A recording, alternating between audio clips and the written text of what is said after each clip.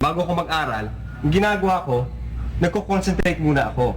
Ganito ginagawa ko pinipikit mo ang mga mata ko, tapos sigre-relax na ako na ganyan. Sumasandal ako, ganyan, relax.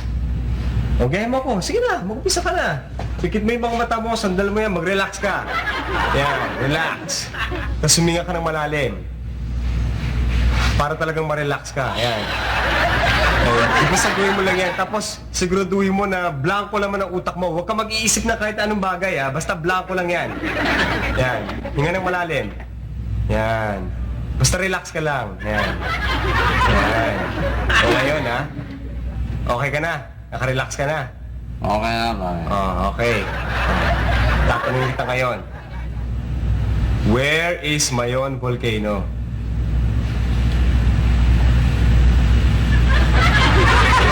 Sol, where is Mayon Volcano?